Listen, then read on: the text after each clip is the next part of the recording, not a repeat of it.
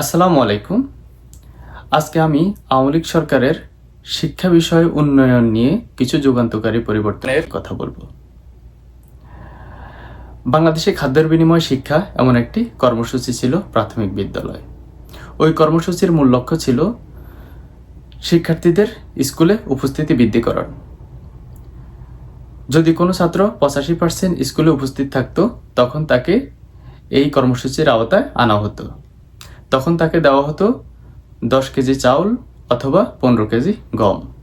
কিন্তু এতে করে দেখা যেত অনেক ছাত্রই সেই চাউল কিংবা গম পেত না, কিংবা পেলেও কিছু অংশে কম পেত। কারণ এখানে স্কুল কমিটি অথবা শিক্ষক বা যে ডিলারের মাধ্যমে এগুলো আনা হতো তারা এখানে কিছু দুর্নীতি করে ফেলত। তখন সরকার দেখলো যে এখানে যেহেতু দুর্নীতি হয় তাহলে কি করা যায়। তখন এই কর্মসূচি বাদ দিয়ে সরকার কি করলো, উপবৃত্তি দেওয়া শুরু করলো। তখন উপবৃত্তি থেকেও শিক্ষকরা একটা দুর্নীতির সুযোগ পেল। তখন ওই উপবৃত্তি থেকে 20 টাকা, 50 টাকা, 30 টাকা এরকম একটা কর্তন দিয়ে রেখে দিত। তখন সরকার প্রতিটা ছাত্রের মায়ের একটা বিকাশ অ্যাকাউন্ট করে দেয় এবং বিকাশ অ্যাকাউন্টের মাধ্যমে সরকার টাকা পাঠিয়ে দেয় এবং সেখানে আর দুর্নীতি করার কোনো সুযোগ থাকে না। পরবর্তীতে প্রাথমিক বিদ্যালয়, মাধ্যমিক বিদ্যালয় এবং উচ্চ মাধ্যমিক বিদ্যালয় সকল স্তরে উপবৃত্তির ব্যবস্থা চালু করে।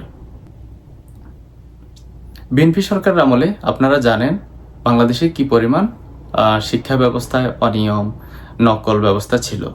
আওয়ামী লীগ সরকার যখন ক্ষমতায় আসলো বাংলাদেশে শিক্ষা ব্যবস্থায় নতুন পাঠদান, সৃজনশীল ব্যবস্থা চালু করলো। সেই সৃজনশীল ব্যবস্থা চালু করার ফলে বাংলাদেশ থেকে চিরতরে নকল নির্মূল হয়ে গেল। আপনারা জানেন বাংলাদেশের অধিকাংশ শিক্ষার্থী তখন বইয়ের অভাবে পড়াশোনা করতে পারতো না। তখন সরকার তাদেরকে বিনামূল্যে বই বিতরণ শুরু করলো এবং এটা শতভাগ নিশ্চিত করলো। এতে করে দেখা যাচ্ছে বাংলাদেশে আর কেউ বইয়ের অভাবে পড়াশোনা করতে পারে না এমন কোনো অভিযোগ কোথাও পাওয়া যায়নি। শুধু এটি নয়, বাংলাদেশের শিক্ষা ব্যবস্থায় যেই আমূল পরিবর্তন আওয়ামী লীগ সরকার এনে দিয়েছে, প্রতিটা স্কুল, কলেজ, মাদ্রাসা ভবন যে অবকাঠামোগত উন্নয়ন করেছে সেটা অবিস্মরণীয়, যেটা আর কোনো সরকারের আমলে আমরা দেখিনি। এবং বাংলাদেশের আরেকটি বিষয় আপনারা লক্ষ্য করবেন যে বাংলাদেশে যেই শিক্ষা ব্যবস্থার যেই কঠোরতম একটি নীতি ছিল সেটিও আওয়ামী লীগ সরকারের আমলে অনেকটা সহজ করে দিয়েছে। আগে এরকমও হতো, একটা গ্রাম খুঁজলে একজন এসএসসি পাস ছাত্র পাওয়া যেত না। যদি কেউ এসএসসি পাস করতো তখন তাকে সবাই দেখতে যেত।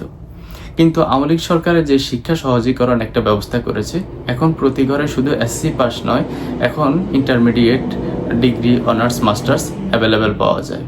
সেটি করে বাংলাদেশে যে শিক্ষা ব্যবস্থায় একটা শিক্ষার বিপ্লব যে ঘটিয়েছে সেটি আজকে আমরা দেখতে পাচ্ছি।